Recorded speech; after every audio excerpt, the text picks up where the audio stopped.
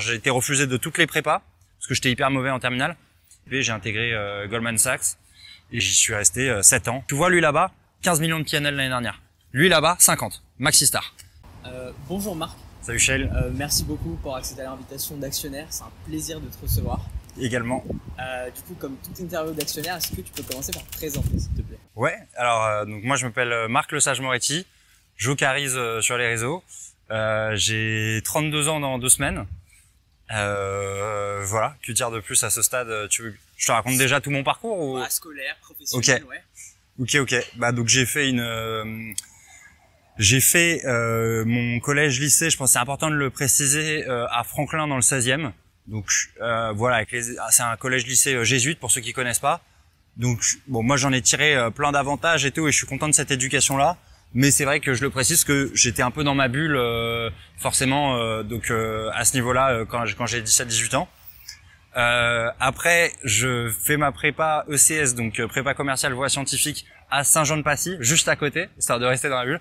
Non, c'est juste que la procédure qui s'appelle APB à l'époque, tu vois, voilà, tu mets ta liste de prépa, et c'est la seule où j'ai été pris. J'ai été pris là, last minute, genre j'ai été refusé de toutes les prépas, parce que j'étais hyper mauvais en terminale. Et là, Saint-Jean-de-Passy, j'étais sur liste d'attente et je faisais en gros je pars déjà en digression, hein, tu vois. Désolé. Et en gros, je voulais faire un truc humanitaire à la fin de ma terminale avec un pote. On s'imaginait retaper une école en Afrique. Finalement, on s'est retrouvé à Garges-les-Gonesse, dans une cité, pour voilà, juste organiser une semaine pour des jeunes de 13-14 ans qui n'ont pas de vacances, tu vois. On les emmenait pour la première fois à Paris, voir la Tour Eiffel, les Invalides, tout ça, les bateaux mouches, machin. Et en fait, les sœurs qui organisaient ça, voilà, il y en a une qui connaissait le directeur de Saint-Jean, et donc elle m'a fait passer de liste d'attente à prix, quoi. Donc c'était un peu un énorme coup de chatte, quoi. Et donc voilà, je me retrouve en prépa à Saint-Jean-de-Passy, donc j'ai bougé de 20 mètres par rapport à Franklin. Je fais ma prépa ECS, et du coup, au bout de 2 ans, j'intègre l'ESCP. À l'ESCP, je fais un stage de fin de première année en private equity, de 3 mois dans un petit fonds qui s'appelle Impact Partenaire. Puis je fais une année de césure chez BNP Paribas en structuration en produits structurés. Et ensuite, à la fin de l'ESCP, j'ai intégré Goldman Sachs, et j'y suis resté 7 ans jusqu'au poste de vice-président cross asset sales, c'est-à-dire que je vendais des produits structurés sur toutes les classes d'actifs à la fin, equity, taux d'intérêt, forex, commodities, crédit. Voilà. Et j'ai quitté Goldman Sachs en avril 2022 pour me lancer dans le monde de la creator economy en tant que créateur de contenu. Donc d'abord, j'étais streamer sur League of Legends. Je voulais prouver que n'importe qui pouvait passer master sur League of Legends. Donc moi, à 31 ans, j'étais le candidat parfait parce que j'étais naturellement nul au jeu. Et voilà, en 3 mois, en m'entraînant à fond, j'ai réussi à passer master. Donc c'est le top 0,5% des joueurs. Et là, depuis aujourd'hui, voilà, je fais des talk shows finance et métiers, on va dire, pour des gens qui ont à peu près 10 ans d'expérience pro, CSP+. Donc après la prépa grande école, 10 ans d'expérience pro, voilà, retour d'expérience, réalité, désillusion, tout ça. Donc ça, c'est le talk show que je fais le lundi, et le jeudi, je fais un peu de gaming. En ce moment, je suis sur Zelda. Voilà. Tu dis que tu n'étais pas hyper impliqué dans la vie associative en école, Ouais. et que tu voulais vite prendre ta carrière professionnelle en main. Ouais. Du coup, tu as parlé de ton stage en private equity dès le premier été à l'ESCP. Ouais. Pourquoi ce choix en fait? Alors, donc pas hyper impliqué dans la vie associative. En gros, quand je suis arrivé en école, moi, ce qui m'a fait survivre à la prépa, c'est que j'étais un énorme geek des maths. Et je me suis mis à adorer les maths, vraiment à adorer les maths, en mode passionné. Je faisais toutes les annales de ESSEC, HEC, machin, et ça, tous les trucs. Et quand j'en avais une magnifique, les mecs me voyaient sortir de ma grotte en mode ESSEC 2003, super millésime, machin. Et j'adorais ça. Et en fait, quand je suis arrivé en école, déjà, en fait, à la fois, il y a plus aucun cours qui m'intéresse, donc je suis complètement perdu. Et je me dis, ah mais en fait, ce que j'ai kiffé, c'était le chemin pour arriver à mon objectif, et c'est pas l'objectif. Donc premier problème. Et donc je suis plus challengé intellectuellement par rien.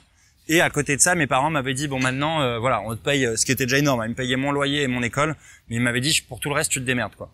Donc en fait, du coup, j'ai décidé à ce moment de devenir prof de maths en classe préparatoire. Donc j'étais prof de maths dans un truc qui s'appelait Optimal Prépa, qui appartient au groupe IPSUP, et j'avais 2 classes de 15 élèves, tu vois, auxquelles je donnais des cours. Mais ce truc-là, donc c'est des cours de soutien de 2 heures à des classes de 15 élèves. Donc j'avais 4 heures de cours par semaine, plus des copies à corriger, des réunions de profs, du démarchage pour la boîte et ça. Ce truc-là me prenait à peu près 10 heures dans la semaine, quoi. Plus le foot, j'étais assez investi dans le foot et tout. Entraînement le lundi, match le jeudi, tout ça, plus un autre entraînement parfois dans la semaine et ça. Enfin, prenait pas mal de temps, plus des tournois à Barcelone, à Milan, bref. Tout ça pour te dire que, et à côté, moi mon rêve quand j'étais en prépa, c'est de me dire dès que j'arrive en école, je me remets à geeker sévère. Donc il fallait que je reprenne un peu les jeux vidéo et tout. Donc voilà, il y avait pas trop de temps, trop de place pour la vie associative et elle m'inspirait pas trop cette vie associative en fait. Le délire de tout le monde s'invente une vie, se met un pull à capuche et se croit cool parce qu'ils sont des bandes de 15 contre 1 à bully des gars, c'était pas mon délire quoi. Donc moi j'étais plus le mec du mauvais côté qui se faisait bully, tu vois. Et donc ouais, en vrai, alors certainement je suis passé à côté du truc, tu vois, j'ai certainement mal compris l'esprit de l'école et tout, mais c'est vrai que ouais, je suis pas en école, je suis pas spécialement intégré et tout ça. Et à la fin de la première année, donc le truc qui me paraissait un tout petit peu plus technique que le reste, c'était la finance, mais à ce moment-là, on faisait que de la finance d'entreprise, qui reste quand même très léger en termes de, enfin mathématiques en tout cas. Et donc voilà, je croyais que la finance c'était ça en fait, parce qu'on nous avait jamais parlé de la finance de marché, je savais pas que ça existait la finance de marché. Et donc voilà, donc du coup tout le monde partait faire un échange de 2 mois en Argentine machin, et moi je m'étais dit vas-y, j'ai quand même envie de commencer à me chauffer là. Donc voilà, donc je vais dans un fonds de private equity. C'était assez intéressant, tu vois, assez intéressant, mais très relié au business et tout, mais il y avait pas beaucoup de maths quoi. Donc je sentais que c'était pas assez matheux, j'étais pas assez dans mon monde, pas assez dans mon jeu vidéo. À partir de 16-17 heures, je commençais à regarder l'heure en haut, à me dire putain, quand est-ce qu'on se barre quoi. Donc intéressant, mais pas assez pour me driver toute la journée quoi. Et pendant tes études, il y a aussi l'épisode de BNP, et BNP qui vient à l'ECP et qui fait un test de logique pour un stage en produits structurés. Et tu n'es pas éligible, et malgré tout tu insistes, et tu décroches le stage. Et est-ce que tu penses que ce culot a été nécessaire, et est-ce qu'ils le font encore aujourd'hui? Ouais, c'est ça. Moi, donc effectivement, au moment où BNP Paribas dit on va faire passer des tests de logique et de finance, 2 tests sur 10 points, il fallait avoir genre plus de 8 sur 10 je crois ou 2 pour passer le truc. Ils disent on va faire ça à l'ESCP, mais ça sera que pour les étudiants qui ont fait Supélec et qui sont en double diplôme avec l'ESCP, mais qui ont fait une prépa ingénieur et tout ça quoi. Et donc moi voilà, je venais de découvrir la finance de marché. À ce moment-là, je suis en 2e année sur le campus de Londres et ça commence à bien m'exciter ce truc-là. Et donc je dis à la RH bah let's go, moi je viens et tout. J'ai pas fait d'ingénieur, mais je suis prof de maths. Je pense qu'en maths j'ai un gros niveau quoi. Elle me dit ah non, pas d'école ingénieur, pas de truc quoi. Et en fait moi franchement il y a un truc qui me rend fou dans ma vie, c'est quelqu'un qui me dit tu ne peux pas faire ça, tu vois, tu n'y arriveras pas en te donnant en posant la limite, tu vois. Je pense que sur LOL pareil, quand je suis passé master et qu'à 31 ans j'ai dit je vais passer master, il y a plein de gars qui m'ont dit c'est impossible, t'as 31 ans, t'as pas assez de réflexes, tu ne peux pas faire ça. Et moi je pense que c'est un truc qui me trigger, ça me rend zinzin. Et du coup ouais, je me suis pointé et j'ai dit voilà, bonjour Marc Le Sage Moretti, je vous ai envoyé un mail, vous m'avez dit de pas venir, j'ai décidé de quand même venir. Donc un peu en dépit, elle m'a donné les 2 tests. Et ouais, j'ai passé les tests. Et quelques mois plus tard, l'équipe de structuration qui arrêtait pas de voir des ingénieurs, ils étaient bons les ingénieurs, mais ils voyaient pas de gens avec qui ils avaient un fit. Et donc ils ont dit au RH, allez, montre-nous même les épiciers, montre-nous même ceux qui ont fait une école de commerce. Donc là, du coup, je me retrouve en entretien avec eux parce que j'avais passé les tests. Et ça se passe bien. Et en fait, je suis le premier mec d'école de commerce qu'ils ont pris chez BNP dans cette équipe de structuration, qui est l'équipe de structuration dédiée à toutes les équipes de vente. Donc pour ceux qui ne le savent pas, structureur, c'est le gars dans une salle de marché qui crée les produits dérivés et qui les price. D'accord. Tu peux nous l'expliquer simplement, c'est un produit structuré? Ouais, alors un produit structuré, c'est en fait un mélange de plusieurs options, plusieurs composantes financières dans un package dont le rendu final est assez facile, enfin assez simple à expliquer. Et en fait, c'est un mélange de plein d'options qui sont complexes, mais le rendu final est assez simple à expliquer et se vend à des clients retail en général. Donc un exemple de produit structuré, c'est dans 5 ans, t'achètes un 0 coupon qui est discounté, donc avec des taux à 5% par an, on va dire le 0 coupon il coûte 75, et t'achètes une option, un call à la monnaie sur l'Eurostoxx qui coûte 20, et donc ça fait 95, et tu prends 5 de marge et tu vends ce produit-là à 100. Donc le client paye 100 et dans 5 ans, il récupère 100% de son capital, ça c'est le 0 coupon, plus il récupère la performance positive de l'Eurostoxx, ça c'est le call de 20. Et la banque a pris 5 de marge. Voilà. Un exemple un peu du produit structuré le plus vanille qu'on puisse faire. Voilà. Du coup, tu as travaillé dans des grandes structures. On parlait de Goldman Sachs, une des plus grandes banques du monde, et tu as aussi travaillé dans des fonds de private equity plus petits. Est-ce que tu peux nous expliquer les différences de structure et laquelle tu as préférée? Ouais. Alors, en fait, Goldman, c'est pas si grand. C'est-à-dire que c'est considéré comme une des meilleures banques du monde parce qu'ils ont les meilleurs ratios ROI, ils ont la meilleure rentabilité en fait. Ils sont que sur les business les plus profitables, tu vois. Mais Goldman, jusqu'à très récemment, n'avait pas du tout de banque de détail. Goldman Sachs, c'est 35 000 personnes worldwide. Très récemment, ils ont développé Marcus, qui est une banque, mais quand même pour des clients assez high net worth. BNP, c'est 200 000 personnes worldwide, tu vois. Donc c'est pas du tout la même taille, quoi. Et Goldman a toujours fait hyper gaffe à justement garder cette taille critique sans trop grossir et tout ça. Ils font très attention à ça. Il y a le prestige après. Oui, c'est ça. Après, il y a le prestige dans le monde de la banque. C'est vrai que voilà, beaucoup considèrent Goldman comme la meilleure banque. Voilà, il y a une rivalité qui est certaine avec JP Morgan Stanley qui est un peu derrière top 3. Bon voilà, ceux qui sont chez JP diront que c'est JP les top 1 et ceux qui sont chez Goldman diront que c'est Goldman les top 1. Mais globalement, voilà, je pense que pas mal de gens sont d'accord pour dire que ce sont les deux meilleurs en termes de rendement, de ratio, de rentabilité. Alors les différences entre ces différentes structures. Donc, dans mon fonds de private equity, c'était un truc tout petit. On était le comité de gestion, donc l'équipe qui gérait les différents deals et tout, on était 7. Donc voilà, c'est minuscule. Par contre, il y avait pas mal de réseaux entre les gens les entreprises dans lesquelles on allait investir, les fonds de fonds, c'est-à-dire les investisseurs du fonds. Donc, on rencontrait quand même pas mal de gens, mais c'est sûr que c'était une microstructure. Je vérifie que j'ai pas fuck up mon micro. Donc, microstructure, donc voilà, c'est assez différent de quand j'arrive chez BNP Paribas où c'est une immense usine, Maison Dorée, boulevard des Italiens. Voilà, c'est la première fois que j'arrive dans un open space avec 300 personnes et que je vois l'ambiance que ça peut être et tout ça. Mais voilà, quand t'es dans une grosse boîte comme BNP, c'est sûr, bon, pour le coup BNP j'étais que stagiaire pendant un an et tout ça, donc j'étais pas trop concerné par les bonus. Mais c'est sûr qu'à la fin de l'année, il y a plein de raisons qui peuvent faire que t'es pas payé. Parce qu'il y a plein d'autres business, peut-être que la banque de détail a pas bien marché, peut-être que c'est les gens plus du private equity qui ont pas bien marché, peut-être que c'est les équipes de taux et tout ça, et toi t'es en equity, donc voilà, il peut se passer plein de choses, quoi. Chez Goldman, c'est vrai qu'il y avait ce focus de rentabilité que j'ai pas senti chez BNP, ce focus vraiment de performance tout le temps, quoi. Tout le temps faire plus, tout le temps faire plus. C'est-à-dire que à la fin de l'année, tu présentes ton business plan. De base, ton business plan, t'es up 20%, minimum, tu vois. Minimum 50% si tu veux avoir l'attention des boss, quoi. Mais tu vas pas présenter un business plan où t'es flat ou alors où t'es up 5-10%, quoi. Ça, c'est pas possible. Donc voilà, c'est notre mentalité à l'américaine.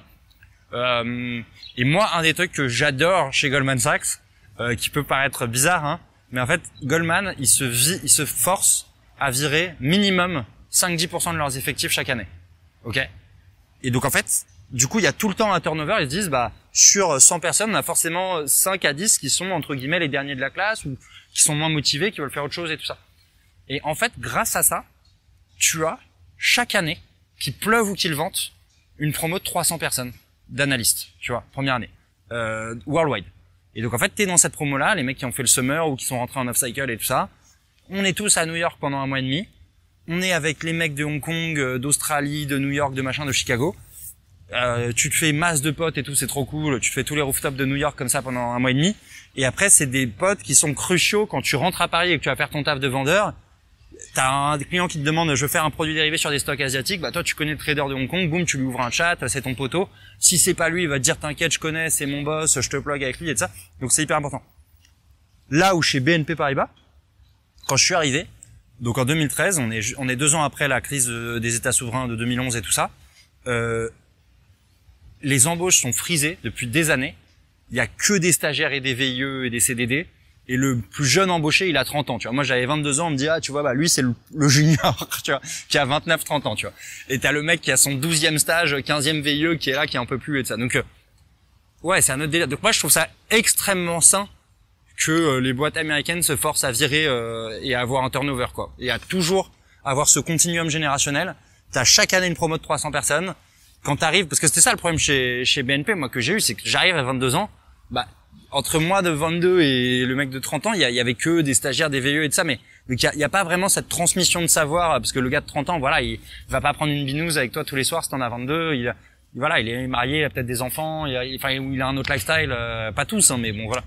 Donc c'est différent. Donc moi je trouve ça, le continuum générationnel dans les banques, je trouve ça hyper sain. Et pour rester justement dans l'idée voilà de l'ambiance, etc. On entend souvent parler de Goldman comme si c'était presque une secte, quoi. Je l'ai déjà entendu. Et du coup, est-ce que c'est vrai? Est-ce qu'il y a quelque chose de très particulier chez Goldman Sachs? Ou est-ce que c'est vraiment juste un mythe qui est entretenu par les personnes qui travaillent là-bas? Ouais. Comment tu l'as ressenti, toi? Alors, il y a ce que je peux dire et ce que je peux pas dire. Mais je pense que ce qui est certain, c'est que il y a une manière très particulière de voir les choses.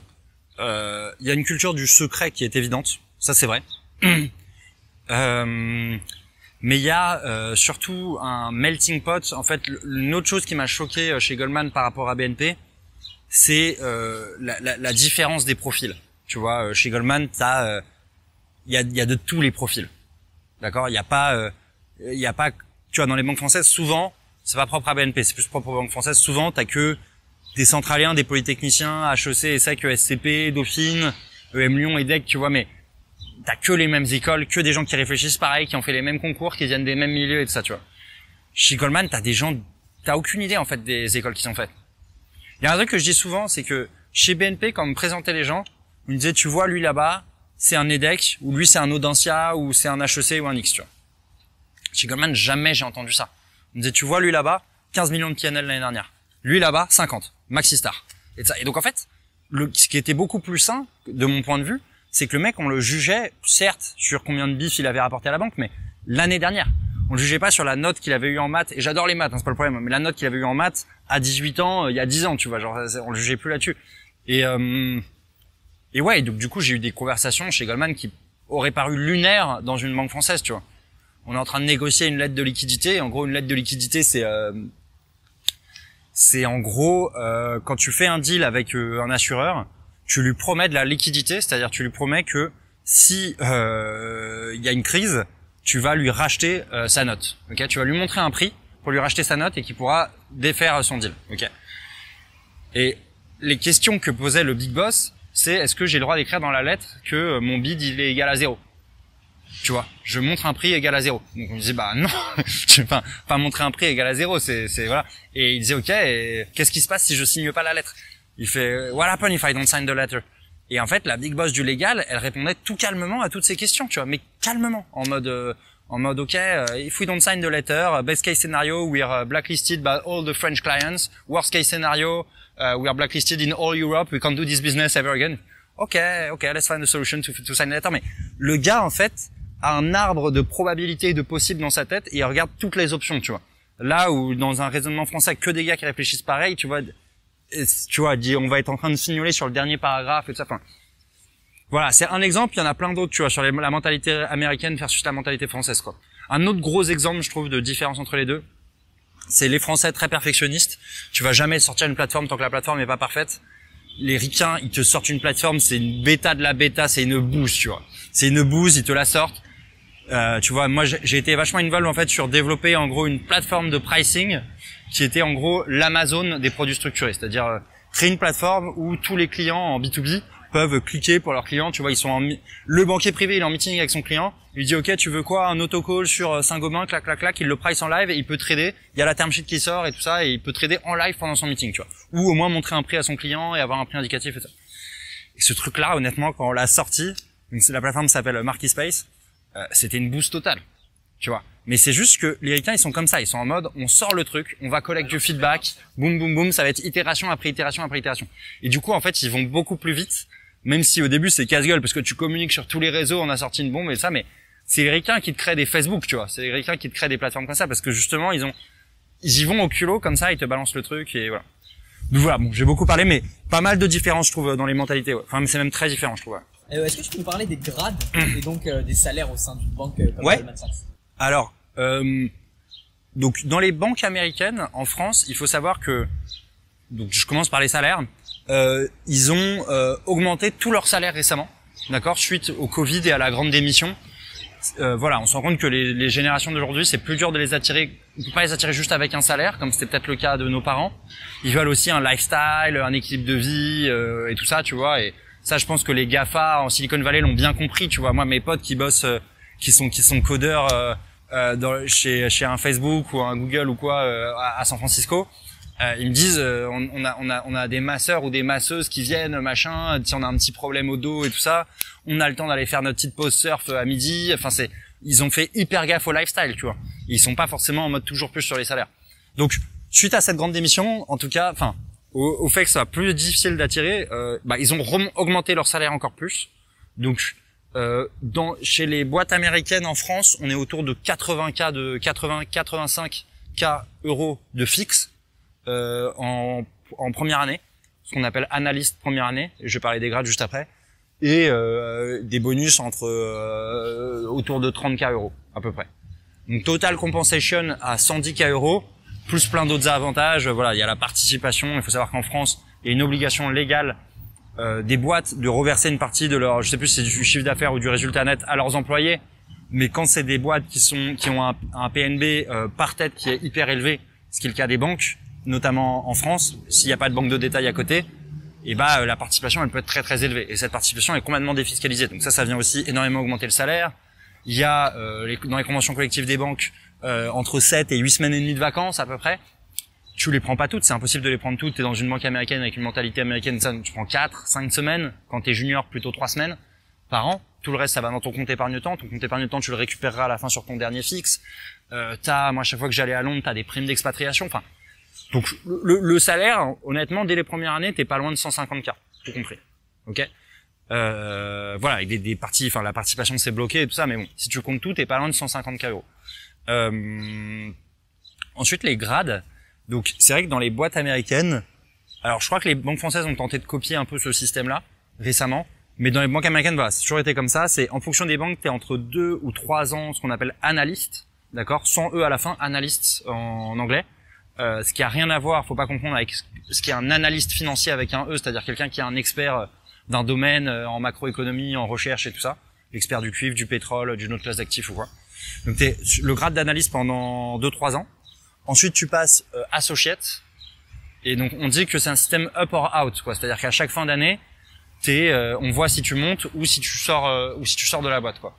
Et notamment, il y a pas mal de boîtes qui ont ce qu'on appelle un graduate programme de 2 ou 3 ans. Et en fait, c'est ça. Les gens font leurs années d'analyse pendant 2 ou 3 ans, et à la fin, on voit s'ils deviennent associate ou s'ils passent pas à cette étape. Et donc, est-ce qu'ils sont up ou out, quoi. Donc ensuite, 3 ans associate. Et ensuite, c'est là que ça diffère, c'est-à-dire après, au bout de 5-10 ans, voilà, il y a ceux qui ont les directeurs puis executive directors. Nous, chez Goldman, c'est après associate, t'es vice-président. Et là, le système up or out s'arrête. Tu peux rester 15, 20, 25 ans vice-président. L'étape d'après, c'est managing director puis partner. Voilà. Et au niveau mobilité, pardon, plus simple du coup de gravir les échelons sur une structure américaine ou plutôt française? Il n'y a pas de différence. Tu parles mobilité en interne ou tu parles des échelons Ouais, interne. Ok, mais c'est pas mobilité entre les différents hubs entre Paris, New York et tout ça? Non, pas forcément. Ok, d'accord.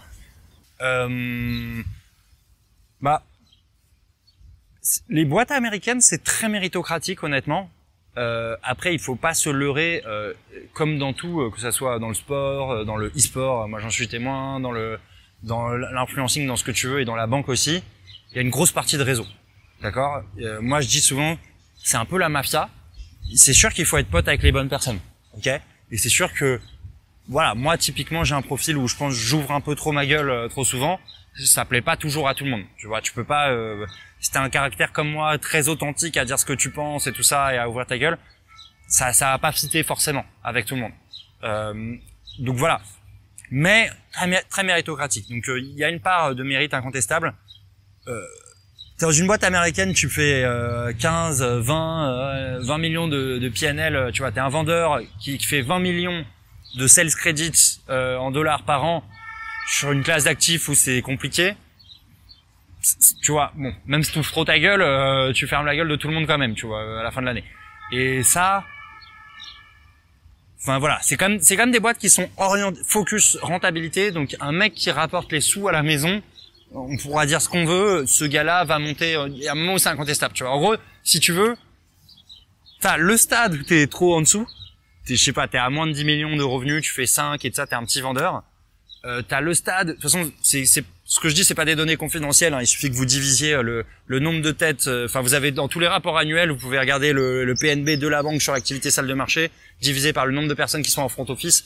Donc, vous savez que quel est le PNB rapporté par le sales moyen. En général, on est entre 5 et 10 millions. Donc voilà, 5, t'es petit.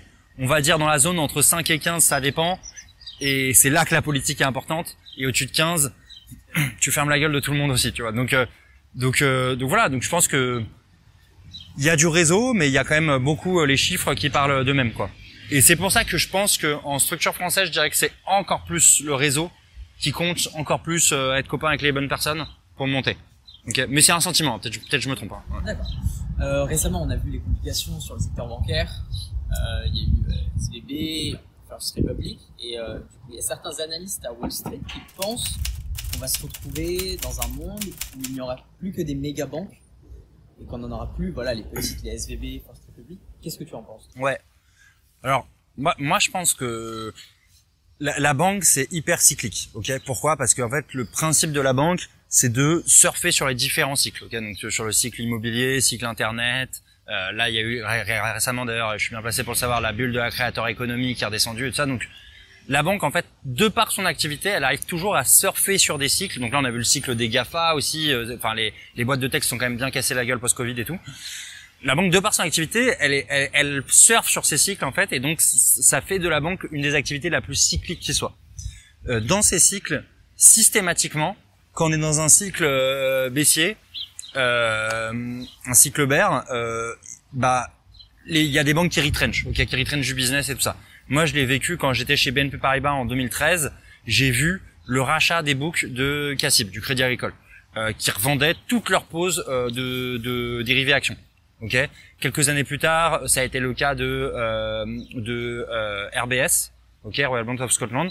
Il y a eu, je crois, Royal Bank of Canada aussi. Enfin, et donc c'est systématique. Et donc oui, à chaque fois que on est dans un moment un peu de crise, et c'est le cas en ce moment, où voilà, c'est pas la fiesta en banque actuellement, c'est clair. Oui, il y a une sorte de il y a des acteurs qui bouffent les autres, quoi. Et moi, dans les bons moments, enfin, sur les produits structurés, dans les bons moments, dans les appels d'offres, on était 25 banques qui sont dessus. Des banques chinoises, brésiliennes, de partout, quoi. Donc, et les gens repartent, tu vois, comme au début, quoi. Donc, je pense pas. Moi, je pense que c'est juste des cycles. D'accord. Et pour revenir justement, voilà, c'est dans ces périodes-là que je pense qu'il y a beaucoup de stress sur ces petites banques, etc. Et ouais. L'opération. Est-ce que tu as des anecdotes à nous raconter? Je sais pas, ça peut être un moment de gros stress ou des périodes hyper compliquées, ou même l'ambiance en salle de marché, quelque chose qui t'a marqué, toi? Alors, moi, dans ce qui m'a marqué en salle, c'est quand je suis arrivé chez Goldman. Donc j'ai été formé par l'ancien stagiaire. J'ai déjà raconté cette histoire, mais j'étais formé par l'ancien stagiaire, et en fait, si tu veux, les deux stagiaires de la salle, donc il y a le stagiaire, moi j'étais le stagiaire j'étais le stagiaire des obligations convertibles, des produits structurés et des flots dérivés, et l'autre stagiaire était le stagiaire du cash equity. Et nous deux, en gros, on devait prendre, et il y avait une assistante, mais l'assistante souvent était en ligne, et surtout elle était là pour le partenaire, et pour prendre les appels du partenaire, et nous deux on devait prendre tous les appels de toute la salle. Et la règle, c'était qu'il fallait pas laisser sonner le téléphone plus de deux tonalités. D'accord? Première tonalité, je regarde si le gars le prend. Deuxième tonalité, c'est-à-dire qu'il le prend pas et tu le prends. Donc déjà, je me dis, ok, c'est quand même assez différent de ce que j'ai connu chez BNP, où on me demandait juste de faire mes prix et de faire de la structuration. Là, assez vite, je me rends compte que le taf de BNP, je l'avais, ça, y a pas de problème, mais c'était 20% de mon job, quoi. Et donc le stagiaire, je lui dis, mais attends, mais à quel moment c'est aussi important que ça de prendre les appels? Et il me dit, attends, je vais te raconter une petite histoire. Il me dit, genre, surtout ce qui est important quand tu prends l'appel, il me dit, c'est que tu gueules à la personne dont tu as pris l'appel pour bien qu'elle entende le nom. Parce que si tu le dis une première fois pas très fort dans le brouhaha de la salle et qu'on n'entend rien, et bah lui, en gros, si t'es pas sûr qu'il a entendu, tu vas le regueuler une deuxième fois. Et là, la deuxième fois, bah s'il avait entendu la première, il va dire, bon, c'est bon, arrête de me le gueuler 15 fois, quoi. Donc bref. Donc lui, c'est la fameuse anecdote où il y a un mec qui l'appelle, qui lui fait, il fait Hi man, it's Jason Morse. Et il fait Jason who? C'est Jason Morse. Il dit Can you spell it? Le gars répond pas. Et donc il fait OK. Donc là il se met en mute et il fait JP, il y a Jason Morse pour toi. Et donc là l'autre il est au téléphone avec son client et ça, et donc il est en train de parler avec son client, il fait ouais Henri attends, il fait attends excuse-moi là, mais il se met en mute, il fait il y a Jason qui? Et le gars il fait Jason Morse et il fait ah Jason Morris. OK. Donc là OK, très bien. Donc JP c'était un big dude dans la salle. Je prends son call, lui le stagiaire il transpire un peu, il se remet à ses activités tranquillement. Et là il y a le partenaire qui sort et qui fait Antouf, tu peux venir dans mon bureau s'il te plaît. Et il dit mec, Jason Morris c'est un big boss du trading de Londres et de ça ou des US, je sais plus. Tu peux pas comprendre son nom au téléphone. Il retourne sur sa chaise en ayant un coup de chaud et là son boss vient le voir, l'emmène au loin à la fontaine à eau et il fait mec mais ressaisis-toi, faut que tu comprennes les noms au téléphone. Et donc là il me raconte toute cette histoire et moi je suis là comme ça et il me dit mec, dans cette boîte ça peut déraper à une vitesse. Et ouais, je me sens que cette anecdote, ça faisait 2 jours que j'étais là, ça m'a terrifié quoi. Mais voilà, je pense que c'est aussi c'est assez formateur, tu vois, le stage c'est pour dire tu pars de tout en bas, tu vois. C'est vrai qu'au début moi mon taf c'était de décrocher les téléphones, tu vois. Décrocher les téléphones, aller chercher les sandwichs et les cafés, tu vois. C'est les premiers trucs sur lesquels j'ai été testé. Mais voilà, je sais pas si tu sais pas retenir qui est juif donc il peut pas prendre de viande, qui a une allergie à je sais pas quoi, qui veut tel café avec de la crème et ça. Enfin c'était mon boss quoi, c'était mon job pardon, je devais retenir tout ça tu vois et bien le faire tu vois. Et du coup justement j'allais en venir à ton quotidien dans la banque. Quelle était ta charge de travail à Goldman Sachs? Ouais. Alors au début c'était très très élevé, ça m'arrivait assez souvent de faire des journées entre 14 et 16 heures. Donc tu vois, j'arrivais à 7h30 et puis je repartais je pouvais faire des 7h30 23h30 ouais. Tu vois, pour les grosses journées. Et une journée normale, on va dire en stagiaire, c'était du 8-22. 8-22 c'était un classique. 8-22, 8-21. Voilà. Ça c'était un classico. Franchement à 8h, si le matin quand j'arrive à 8h, tu me disais ce soir à 21h t'es parti, je signe direct. Tu vois. Je signais direct. Donc ouais. T'as le temps d'avoir une vie privée Non. J'ai non, pendant mon stage, j'ai cuté toute la vie privée, tu vois. Je sortais un peu le week-end, tu vois, mais tu pouvais pas faire la soirée le vendredi et le samedi, ça c'est sûr. Donc voilà, si t'en fais une, c'est plutôt le vendredi et tu récupères tout le week-end, mais c'est sûr que le week-end, c'était pour récupérer, pour mieux taffer après, mais je voyais ça, je savais que c'était un moment où j'étais en train d'être testé, c'était très très dur. Je te dis, voilà, je bossais pour 3-4 desks à la fois. C'était très compliqué, quoi. C'était extrêmement dur. C'est-à-dire que pendant combien de temps? Pendant 6 mois. Ouais. Pendant 6 mois. Pendant l'été, le junior était pas là, donc c'est moi qui faisais tous les trades. Je faisais tout. Je me rappelle d'une journée où j'étais done sur 8 trades à la fois. Fallait que je book tout et tout ça. Enfin, j'ai eu des grosses journées. Mais voilà, j'insiste vraiment quand je raconte cette histoire sur le fait que je suis content en fait d'avoir vécu ça. C'est ce qui a fait, j'ai l'impression que c'est ça qui m'a transformé en Super Saiyan. Honnêtement, après 2 ans chez Goldman, j'étais hyper fort, tu vois, hyper fort.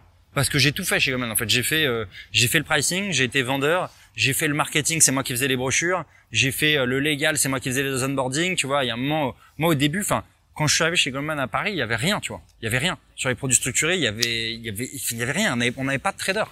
C'était moi qui devais vérifier que les dividendes étaient bien marqués et tout ça, tu vois. Il y avait même pas de trader. Pour te dire, tu vois. Donc, je suis hyper content de ce truc-là. Ça a été hyper formateur et je vois, on voyait bien. Et d'ailleurs, Goldman, ils ont énormément de mal et les banques américaines sont ça, à embaucher des gars de banques françaises. Parce que, en fait, dans les banques françaises, le PNB par tête est beaucoup moins élevé. Pourquoi? Parce qu'il y a beaucoup plus d'employés dans les banques françaises pour faire la même chose. Et donc les gars sont très spécialisés, ils sont très bons dans leur domaine, c'est pas la question. Mais du coup, dès que ça sort de leur domaine de compétences, ils disent ah non ça faut voir avec machin, on n'est plus dans mon périmètre là. Et ils sont beaucoup moins des merdes du coup, tu vois. Et donc souvent ça se passait pas hyper bien, tu vois, quand on faisait ce qu'on appelle des lateral hires, c'est-à-dire t'embauches pas un junior, les juniors, ce qu'on appelle les baby Goldman. Donc les gens qui sont restés chez Goldman et de ça, on dit ah lui c'est un baby Goldman, on sait qu'il a été élevé à la dure chez Goldman, tu vois. Ou une lateral hire, quelqu'un qu'on a embauché après en associate ou en VP, tu vois. Et parfois ça peut mal se passer si ils sont, tu vois, plus dans une mentalité très cantonnée à une tâche, tu vois. Et quand tu étais dans la finance, est-ce que tu suivais l'actu? Parce que nous on fait beaucoup d'actu. Du coup, on se demandait, ouais, quel type d'actu est-ce que tu suivais? Est-ce que c'était macro ou est-ce que c'était vraiment de l'actu particulier sur les produits structurés? Alors, c'est ça. Moi, il faut savoir que produits structurés, c'est assez loin les actifs que je traite. Tu vois, je traite de la corrèle, de la vol long terme. Si le smile de corrélation a bougé, faut que je le sache. Tu vois, mais quelle actu fait bouger le smile de corrélation? Tu vois, genre c'est bon. Juste pour expliquer aux gens, la corrélation. Donc, le smile de corrélation, c'est le fait que quand le marché se casse la gueule, en fait, tous les actifs deviennent très corrélés d'un coup. Et à l'inverse, quand le marché est plutôt haussier, les actifs sont plutôt décorrélés entre eux. C'est ce qu'on appelle le smile de corrélation. Mais voilà, où tu vois, où je traitais des dividendes ou des actifs comme ça, ces actifs sont assez loin. Et c'est vrai que moi voilà, moi je suis en train de regarder comment bougent les dérivés secondes, mais je suis assez loin de voir qu'est-ce qui se passe, qu'est-ce que fait la Federal Reserve, la BCE et tout ça. Alors bien sûr que la politique des taux et tout, ça avait des impacts, ça bougeait le prix du zéro coupon dans les trades et tout ça, donc ça a des impacts, mais ce qu'on regardait c'était assez loin, c'est assez éloigné, tu vois. Tu regardais plutôt des indicateurs, toi? Ouais, je regarde des indicateurs tout le temps, ouais, ça, tout le temps. En termes de pricing, j'essaye d'arbitrer le marché, quoi, de voir un indicateur qui bouge et de me dire, ah bah, tu vois, l'indicateur était comme ça, en fait, c'est assez simple, c'est si l'indicateur est bas, t'as envie de l'acheter, mais dans les dérivés partiels de ton produit, c'est-à-dire on se dit on va être long de cet actif-là, et donc je vais créer un produit dont la dérivée partielle est positive par rapport à un facteur qui est bas. Tu vois, par exemple, si les dividendes sont très faibles, je vais essayer de m'indexer aux dividendes, et s'ils sont très hauts, je vais essayer de les shorter, c'est-à-dire d'avoir une dérivée partielle négative par rapport aux div dans mon produit. Et après, je vais faire ça sur toutes les composantes, et je vais créer un produit en fait qui a toutes ces dérivées partielles par rapport à toutes ces composants, parce que du coup je dis c'est intéressant de shorter la corrèle, d'acheter les divs, de shorter la vol longue et d'acheter la vol courte, tu vois, par exemple, tu vois, et je vais créer un produit qui joue ces 4 thématiques là, tu vois. En fait, ça qui est kiffant, je trouve, dans les produits structurés, c'est que tu peux faire absolument ce que tu veux. Tu peux créer un truc, tu vois, qui est le package final, le rendu, il est assez simple, où t'expliques le payoff. Parfois il est un peu plus compliqué, mais tu peux faire ce que tu veux absolument. C'est la liberté totale, tu vois. T'es pas en train de trader des calls et des puts, quoi. T'es en train de faire absolument ce que tu veux. Du coup, pour parler un peu de la fin de ta période chez Goldman Sachs, ouais. Déjà, pourquoi avoir quitté une telle position pour atterrir dans la creator economy? Ouais. Et est-ce que tu peux me raconter la scène? Comment t'as annoncé ça à tes patrons? Ouais. Alors c'est sûr que voilà, très peu de personnes feraient ça à ma place et l'ont fait. J'ai vu très peu de personnes le faire. Mais c'est vrai que voilà, moi après 7 ans, voilà, j'avais certainement une position qui fait rêver beaucoup de personnes, où j'étais extrêmement bien payé. Pour le coup, tu travailles beaucoup moins. Une fois que t'es vice-président, tu travailles, c'est 9h, 20h ta journée. Alors oui, il y a toujours du stress, tous les week-ends t'es en WhatsApp avec les boss, il y a toujours des trucs à gérer avec tes clients et ça s'arrête un peu jamais. Ça devient un peu ta boîte à toi, tu vois. C'est ton business, t'es responsable d'un business et tout ça. T'es responsable du business de notes, des banques privées et des brokers en France. Et à Monaco. Mais j'étais peu challengé en fait. Mes 3 premières années, c'était un challenge intellectuel, mathématique. J'ai découvert plein de produits et je me suis éclaté là-dessus.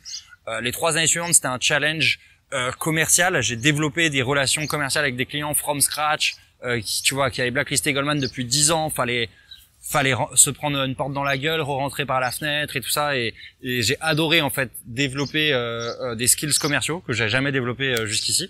Voilà, et puis en fait quand je suis arrivé vice-président, c'était essentiellement de la politique, c'était plus tellement des choses qui m'intéressaient en fait. Donc certes, j'étais très bien payé, mais voilà, moi j'avais 30 ans, 31 ans, j'avais envie d'être challengé intellectuellement en fait. Donc de me relancer dans un nouveau défi, et je considérais que j'avais fait un peu le tour de la finance, ouais. Et j'étais pas ultra inspiré par les gens qui étaient au-dessus de moi, c'est que c'était pas des gens que je considérais énormément smart ou quoi. Enfin, tu vois, je me disais, quand je me projetais, parce que toujours quand t'es à un endroit, tu regardes en fait les boss et tu te dis est-ce que ils m'inspirent ou quoi. C'est juste des gens qui faisaient ce que je faisais depuis 10 ans, quoi. Donc ou depuis 5 ans de plus, tu vois. Donc voilà, après je dis ça sans mépris, hein, mais je pense que la plupart des gens au bout d'un moment, surtout dans des banques comme ça, l'unique driver c'est le pognon. L'unique driver est le pognon. Et en fait c'est marrant parce que c'est dur à concevoir de l'extérieur, mais je connais des gens qui ont, tu vois, plus de 5 millions de patrimoine et qui restent pour l'argent. C'est-à-dire qui se disent, tu leur dis pourquoi tu pars pas et ils te disent parce qu'il faut que je gagne ma vie là quand même, tu vois. Mais ok. Mais donc après, enfin voilà, c'est pas honnêtement, je dis ça en rigolant, mais je dis pas ça avec du mépris. C'est-à-dire que j'ai aussi connu des gens, tu vois, moi il y avait une meuf qui était hyper brillante et voilà, qui avait sa famille en Inde, qui envoyait de l'oseille à sa famille tous les mois. Moi, j'ai la chance de pouvoir dire ça parce que je viens d'un milieu hyper privilégié, mais j'ai pas de parents à charge ou d'enfants à charge et tout ça. C'est pas le cas de tout le monde. Donc oui, l'oseille, c'est un truc concret, matériel, et il y en a qui le font pour ça, qui l'assument, et très bien pour eux. Moi, c'était pas ce qui me drivait, donc j'ai voulu faire autre chose. Et en fait, ça faisait un moment que le e-sport m'intéressait. Je trouvais ça justement hyper challengeant intellectuellement, les jeux vidéo. Je pense que les jeux vidéo ont une super mauvaise presse en France et sont pas rewardés à leur juste valeur. Alors que c'est un truc qui est intéressant. Le marché du jeu vidéo d'ailleurs est en train d'exploser. En ce moment, les grosses boîtes de jeux vidéo, les Tencent et Co sont en train d'exploser. Donc, je pense qu'il se passe un truc là-dessus. Et en fait, les jeux vidéo dans le berceau, on va dire, de la creator economy aussi, ça devenait possible d'avoir plein de carrières autour du jeu vidéo, et notamment la carrière de streamer. Et en 2021, le code source de Twitch est hacké et tous les salaires des streamers sortent en septembre. On voit qu'il y a des streamers qui gagnent plus d'1 million par an. Alors certes, c'est les revenus de leur boîte, mais c'est que leur salaire Twitch. Faut savoir que tu as plein d'autres moyens de te rémunérer, et notamment ce qu'on appelle l'influencing ou le placement de produits, et c'est ce qui rémunère le plus en fait dans la creator economy. Et donc ça, bien sûr, c'était pas divulgué. Donc on comprend que c'est possible en tout cas de vivre de ce truc-là. Alors bien sûr, du coup, au moment où je me lance dans la creator economy, c'est le pire moment, parce que ça devient l'Eldorado des jeunes. Il y a plein de gosses de 16 ans qui se disent quoi, je peux jouer à des jeux vidéo et gagner des millions, let's go. Donc voilà. Mais moi, mon deal, c'est je me dis ok, il y a un gros truc qui se passe sur la creator economy. J'ai envie de comprendre ce qui se passe. Quoi de mieux que de me lancer en tant que créateur directement. Best case scénario, ça marche. Je deviens influenceur et je peux faire un peu ce que je veux, c'est-à-dire si le truc qui me fait kiffer, c'est la finance, je fais de la finance. Si le truc qui me fait kiffer, c'est d'étudier les civilisations Maya et Inca, je fais ça. Ou la probabilité d'avoir des extraterrestres, ou ce que tu veux, tu vois. Tout un truc qui me passionne. Je me dis, si t'es influenceur, en fait, ce qui est kiffant, c'est que si ta communauté se dit, ok, on fait confiance à ce gars-là pour que s'il tryhard un sujet, il va nous le faire sérieusement et le rendu qu'il va nous apporter sera qualitatif, tu vois. Tu peux les emmener partout, tu vois. Bon, c'est ma vision un peu idéaliste de l'influenceur. Et donc je m'étais dit, voilà, best case scénario, je deviens influenceur, et worst case scénario, je comprends la creator economy de l'intérieur en étant créateur, quoi. Donc après, il me restait juste à trouver, ok, t'es créateur, mais donc quel est le contenu que tu fais? Et j'avais envie de challenger un peu par provocation, j'avais envie un peu de montrer aux gens que les jeux vidéo c'était beaucoup plus que ce qu'ils pensaient. Je pense que la plupart de mon réseau, justement, sur LinkedIn, les plus de 30 ans et tous les gens que je côtoyais chez Goldman, entre autres, voyaient les jeux vidéo comme un jeu de salon, tu vois, un truc de salon où tu chill, t'es en train de jouer à Mario Kart et tu te fais un petit pétard tranquillement. Alors que il y a toute une dimension extrêmement compétitive dans le jeu vidéo, tu vois. Dans les jeux vidéo, League of Legends, c'est 125 millions de joueurs. Statistiquement, c'est plus dur de rentrer dans une équipe pro de League of Legends que dans n'importe quel autre sport, tu vois. En NBA, en baseball, en ce que tu veux, tu vois. C'est plus dur. Donc, et en plus de ça, c'est un kiff, tu vois, le jeu vidéo. Donc, plein de gens sont déjà assez bons parce qu'ils kiffent, tu vois. Donc, le niveau, il est encore plus dur à aller choper. C'est pour ça que c'est aussi compétitif, tu vois. Donc, tu retrouves des points communs par rapport à ton ancienne vie, entre guillemets, avec la finance et les jeux vidéo? Ouais, pour moi, League of Legends, en fait, c'est un calcul d'espérance conditionnelle en live. C'est-à-dire, tu vois, bon, pour ceux qui connaissent pas League of Legends, ça se joue à 5 contre 5. Mais il y a un brouillard de guerre qui fait que t'as pas l'information sur les 5 autres mecs dans l'équipe en face. Donc, je sais pas, parfois, t'es deux, il y a toi et un de tes potes, face à deux gars, voilà, et les 3 autres, ils sont dans l'inconnu. Toi, les 3 autres de ta team, tu sais où ils sont, mais en gros, tu vas te dire, ok, est-ce que c'est un 2v2? Quelle est la proba que ça soit un 2v3? J'ai vu le jungler au bot, est-ce qu'il va être là ou pas? Ok. Quelle est la proba que ce soit un 2v3? Du coup, quelle est la proba qu'on gagne ce fight? Et si on gagne ce fight, quel est l'objectif qu'on va prendre? Un dragon, un Nashor et ça. Donc, quel est le gain associé? Donc, il y a une notion de proba qui doit être calculée, mais en quelques secondes maximum, parce que tu vas prendre ta décision à SAP, et une notion de gain qui est associée à cette proba-là. Et donc, en fait, ça revient à un calcul d'espérance conditionnelle en live, en quelques secondes, par rapport à, je me rappelle plus les espérances avec un indice, c'est, enfin, sous-jacent par rapport à l'information que tu as sur la map à un instant donné, quoi. Donc, en fait, c'est très, très mathématique, quoi. Très, très mathématique. Et moi, c'est ce que je voulais prouver. Je trouvais qu'un papy comme moi, à 31 ans, avec très, très peu de mécanique, pouvait arriver au top niveau dans le jeu. Et t'arrives à vivre du coup de cette nouvelle vie, de la creator economy? Je pense que t'as l'air bullish du coup sur la creator economy quand même. Ouais, je suis assez boule. Je suis assez boule. Alors que là, c'est vraiment en ce moment la creator economy. Voilà, c'est sûr qu'il y avait une bulle et que ça se pète un peu la gueule en ce moment. Les grosses boîtes autour de ça, comme un Jelly Smack qui a été une licorne française, se cassent pas mal la gueule en ce moment. C'est compliqué. Twitch, ils sont un peu en galère aussi.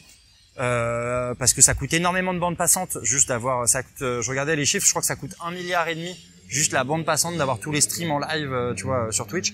Donc c'est compliqué, ils sont challengés par la plateforme Kick et tout ça, mais il se passe des choses. Moi, je pense que voilà, elle est au début, c'est encore une industrie bégayante et tout ça, mais je suis assez convaincu qu'il y a des gros trucs qui se passent et qui vont se passer là-dessus, qu'il y a des trucs à faire, ouais. Donc j'en vis pas encore, mais en fait,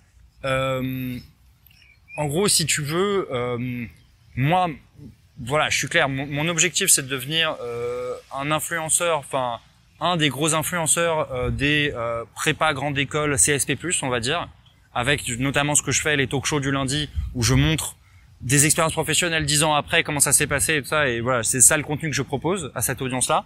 À la rentrée prochaine, là, en septembre-octobre, je fais des conférences dans toutes les grandes écoles, Polytechnique, HEC, ESSEC, Centrale Paris, tout ça, ou dans même Cage, Bordeaux, Marseille et tout ça, enfin voilà, dans toute la France. Je crois que j'en fais 20-25 en tout. Et donc, voilà, je veux intéresser cette audience-là.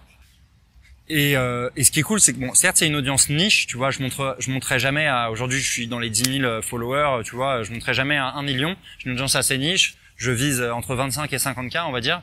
Mais, je suis persuadé qu'il y a plein de trucs à faire, dans l'influencing en B2B. Tu vois. Je te donne un exemple.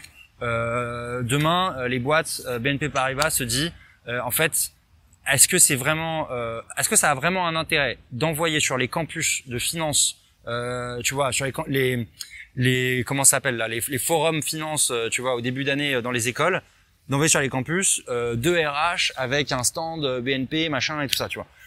Ce truc-là, faut savoir qu'un stand comme ça coûte 20-30K, ok, juste le stand, plus peut-être des opérationnels qui y vont et tout ça, tu vois. Si tu vas voir ces gars-là et tu leur dis, ok, au lieu de faire ça, ce que vous faites, c'est que vous passez par un influenceur qui a et l'audience et la crédibilité de son audience, qui va présenter, ok, les nouvelles spécificités BNP Paribas à Hong Kong ou quoi, machin, tu vois. Donc ça, tu vois, c'est qu'un angle de business. Et j'en ai plein d'autres dans ma tête, tu vois. Donc en influencing en B2B. Et en fait, le business d'un créateur économie, il est là, tu vois. Il est pas en B2C, aller choper des subs sur Twitch et des trucs sur, tu vois. Aujourd'hui, j'ai 200 abonnés sur Twitch, ça me fait 400 balles par mois, et je crois que mes vidéos YouTube avec 5-10 000 vues, je fais 100-150 balles, tu vois. Donc je gagne, non, pour répondre à ta question concrètement, je gagne 500 balles par mois aujourd'hui avec ça. Donc je vis sur mes salaires goldmaniens d'avant, mes économies. Mais je pense qu'il y a un énorme business, ouais. Et je suis en discussion aujourd'hui avec à la fois des annonceurs pour faire de l'influencing, que ça soit des entreprises, des écoles, des plateformes de trading de finance, des entreprises de formation aussi pour la finance et ça. Donc il y a plein de business possibles. Et je suis en conversation aussi avec des agences, tu vois, parce que potentiellement j'aurais envie de scale up sur mon contenu, d'avoir un studio clean, une force de frappe, et de leur laisser aussi le taf de parler aux annonceurs et de moi pouvoir me concentrer plus sur ma création de contenu, quoi. Pour revenir sur ta vie personnelle, est-ce que tu as connu des échecs, notamment professionnels, et est-ce que tu peux nous en parler Ouais, alors je pense que le moment où je me dis je vais partir de chez Goldman Sachs, je le vis comme un échec au début. Tu vois, ça fait 10 ans que je ne fais que ça. Ça fait 10 ans que depuis que j'ai 20 ans même, tu vois, je fais des maths, je fais mon truc, je me dis il faut que mon métier ça soit des maths. Je fais mes premiers stages en finance, mon stage chez BNP, 7 ans chez Goldman Sachs et ça. Donc ouais, quand au bout de 10 ans dans un domaine, tu te dis c'est pas ça en fait, c'est pas le truc pour moi parce que j'ai pas le même driver que les autres en fait, je me rends compte moi mon driver c'était le challenge intellectuel, les autres c'est peut-être peut-être qu'ils ont un driver un peu plus matériel. Je l'ai vécu comme un échec, ouais, au début. Voilà, j'étais un peu perdu et tout ça. Avant de me dire, avant de réussir à rebondir et à me dire bon, est-ce que je quitte Goldman? Et c'est vrai que vous, de la même manière que vous êtes étonné que j'ai fait ce choix-là, tout le monde est étonné. Et quand je leur ai annoncé, ils étaient très très très surpris. Ok, ça a pris. On a parlé pendant de nombreux mois parce qu'ils comprenaient pas en fait ma décision de partir. Ils comprenaient pas. Donc voilà. Et en fait. Et justement, j'en parlais cette semaine d'ailleurs en stream. Moi, il y a une phrase d'un de mes potes entrepreneurs qui m'a énormément aidé. Et il m'a dit, en fait, quand tu es face à un choix 50-50, il n'y a pas de bon choix.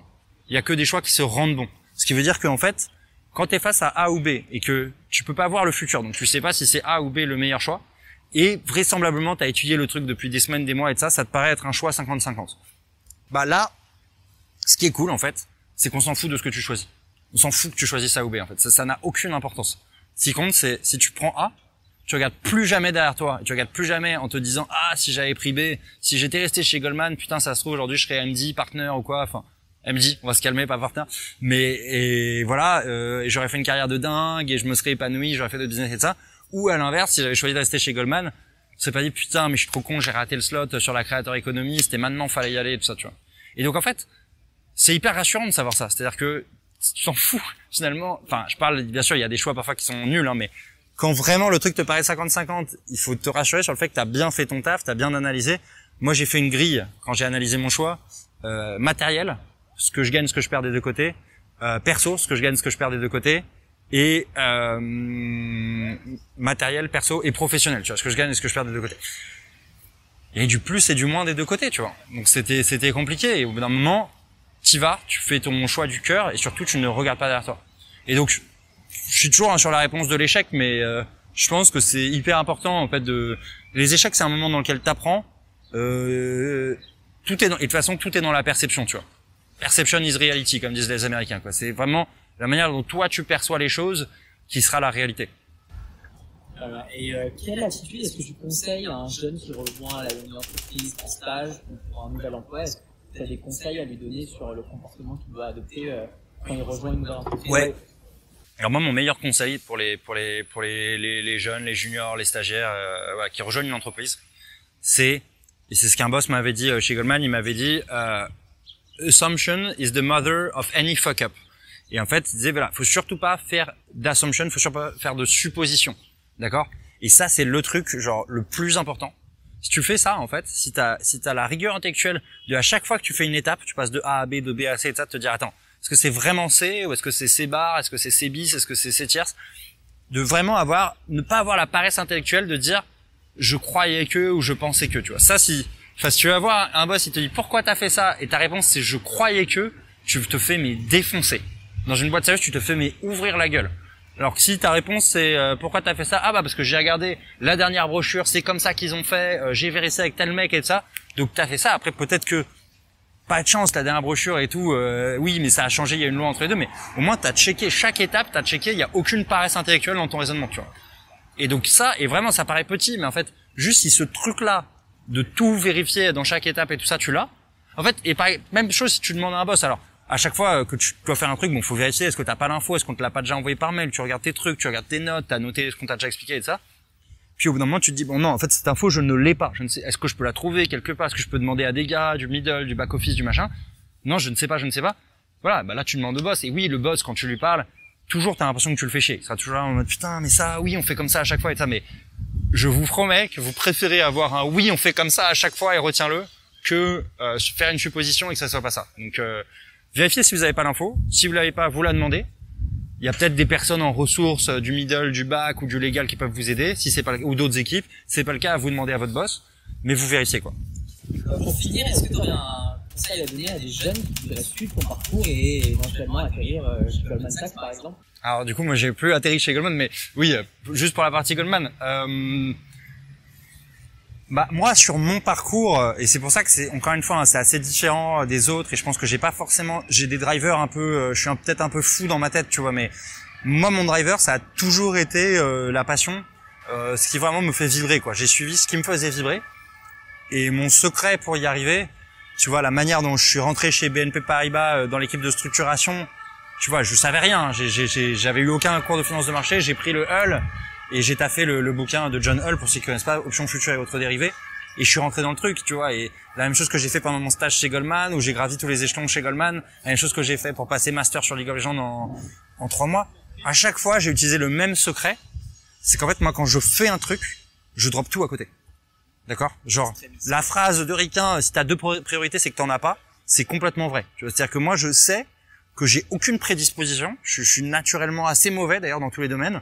Et donc, si je tryhard pas comme un malade un truc, je ne vais pas y arriver. Donc, j'arrête tout à côté, oui. Et oui, c'est assez égoïste comme manière de voir les choses. Mais mes 3 mois où je suis passé master sur League of Legends, bah voilà, ma copine, je lui ai dit, je vais faire 12 heures par jour, 6 jours par semaine.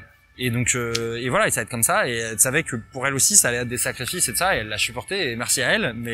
Mais c'est, voilà, moi, c'est mon secret. C'est comme ça que il y a jamais de truc que j'ai voulu que j'ai pas réussi à faire. Jamais. Écoute, merci. Est-ce qu'il y a un point que tu aurais voulu qu'on aborde et que j'ai pas abordé du coup dans cette interview? Ou est-ce que tu penses qu'on a fait le tour? Non, je sais pas. Alors on n'a jamais fait le tour, mais j'en ai pas comme ça qui me vient. Mais écoute, toutes les questions, je prends toutes les questions. Si t'en as une autre, n'hésite pas. En somme, tout est bon de mon côté. Hein. Ok. Bon. Bah, merci beaucoup en tout cas. Merci à toi. C'était un plaisir de pouvoir discuter et échanger avec toi. Merci encore. Merci.